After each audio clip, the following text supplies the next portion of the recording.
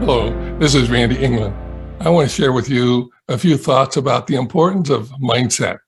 And the question to ask is, what kind of mindset do you have? Do you have a fixed mindset that really focus on, you give up when you're frustrated or don't like to be challenged? And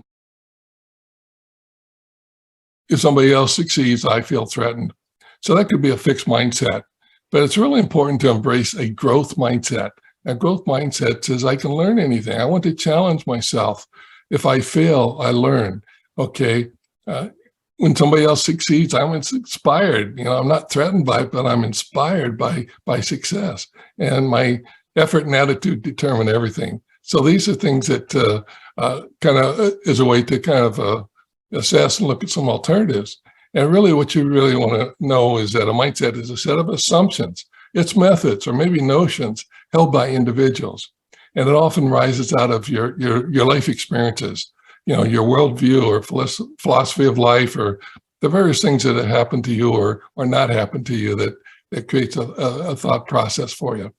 And the point that we want to try to get to is to say, you want to expand your mindset, right? The more you can expand it, the more opportunities you're going to have. So mindset really is your superpower. Okay, it really is the foundation for everything that you're trying to do. And you really have a point of saying, do you know what your purpose statement is?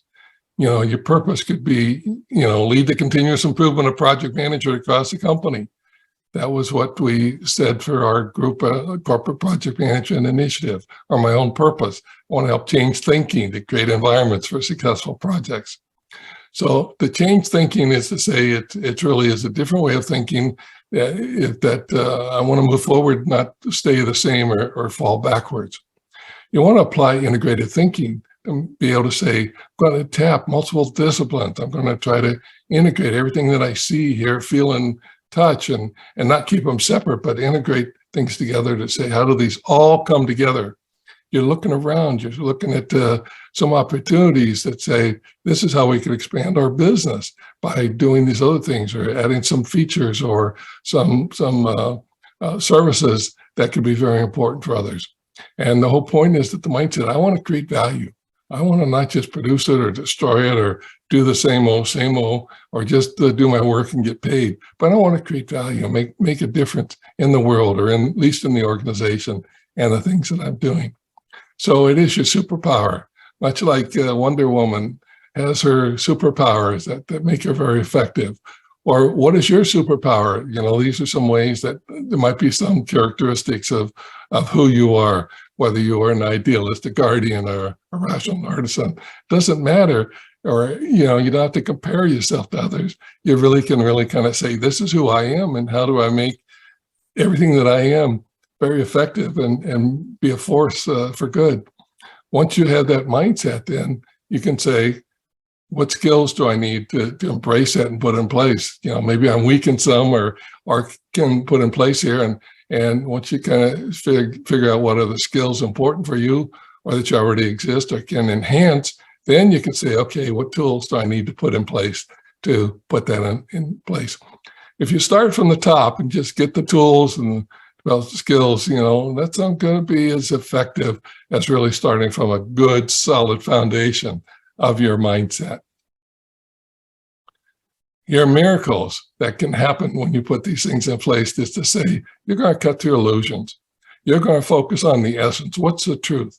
Not what our politicians or government or upper managers or people are saying, or even our customers, they're blowing smoke at us in terms of what's really the truth or what problems they're trying to solve and what they need help with.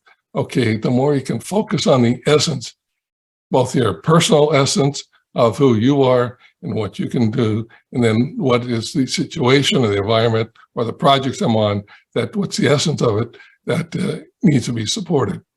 Seek knowledge from anywhere and everywhere that can help bring solutions to the problems or challenges. You want to create a green ecosystem. In other words, that people are working in a natural, organic environment where they feel the freedom to be all they are and do things that they want to do or experiment and such, where it really supports them instead of thwarts them or just pigeonholes people into place. Some of you might be new in your organization, so you don't want to be held down by it. You want to kind of be able to expand your view. Okay, and you do that by being an integrated thinker. Okay, you pull together pieces of many different areas, maybe different disciplines. So you're trying to create an integrated concept to say, here's how we can put something out there that's never been done before, but it's really going to solve a lot of challenges that exist in organizations or in the project work that people are doing. And you really want to satisfy your thirst for knowledge. Keep reading books, courses, look outside your own area, other ways to, a lot of times I just see talk show hosts. How do they handle some difficult people? What can you learn from that? Even if you don't like them or what they stand for, but how's it being held? There's always a thirst for knowledge. How do people deal with those challenges? Okay. Some other mindset miracles that you can have is that you're being a self-leader. Start with yourself and be able to keep doing things that make you do what you need to do in order to be a full, complete project manager. Remove burdens in place there. What are the things that are standing in the way of yourself or for others that are standing in the way of them being able to do their work? A lot of it is the environment in which you're operating. Can you get things out of the way? Is it reports or metrics that aren't working there and just creating a burden? How can we streamline or minimize them? Set geniuses free within all the stakeholders that you have. I'm sure you're surrounded by other geniuses. Find a way to set them free. Find out what their mindset, their aptitude, their attitude, and be able to tap those things and be able to make them contribute in ways that create value. Okay. Design-driven thinking is to be able to think systems, not just a hardware box or something in place there, but, and one of the ways that you can describe things is the verbs instead of nouns. This is what our project should be, but here's how we can enhance our product. So it's a mindset thing. Enhancement is a verb. It leads to action. And so that can help create more design-driven thinking, to change thinking as you approach your project work.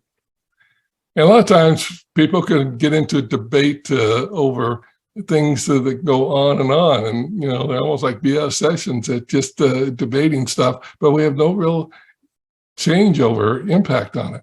But what you want to try to do is discover solutions through experimentation. All right. And one of the things that I've found in many cases where I wanted to try to experiment with something, and whether it's a new presentation or a new product or a new way of working, and a lot of them are going to fail. But the environment is to keep experimenting. I was part of a high-performing team at a corporate project management initiative, and the reason I finally left that group is that it became a victim of its own success. Everything had to be the same level of quality as our existing products. And it paralyzed us from experimenting with something new. And I wanted to be a pioneer and keep experimenting. So I wanted to try to move on. And that's what sometimes we need to do in embracing that experimentation. And what you want to try to do is create or generate, not just provide or destroy value. Our whole purpose should be to create value, and focusing on the essence, applying a mindset, and create the why that people want to move with you. And I think if you do some of these things and you get back to your own mindset, embrace it and put in place, I'm sure you can be even more successful than you might have been.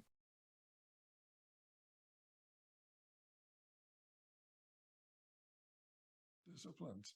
You don't have to be a master in each one of them, such as negotiating or sales or conflict or change, but you want to tap some good practices and be able to be confident and competent and putting them together. An integrated thinker also sucks up responsibility. In other words, you take on more and more responsibility. You get past things like, well, that's not my job, or, this organization needs so-and-so. Well, suck up the responsibilities and take it on. And so part of the integrated thinking is take charge of whatever it is you think needs to be done. It may not be a stated responsibility or job expectation, but when you see things that need to be done, take charge, do it. Improve things, change things, do new things, all right? And expand your capacity. Make your box bigger, because that's your golden key.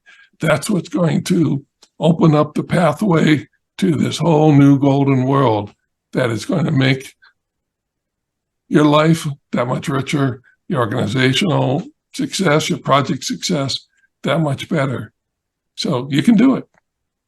And we know you can because you're all excellent, right? I hope these items help. And please, best wishes on all your projects.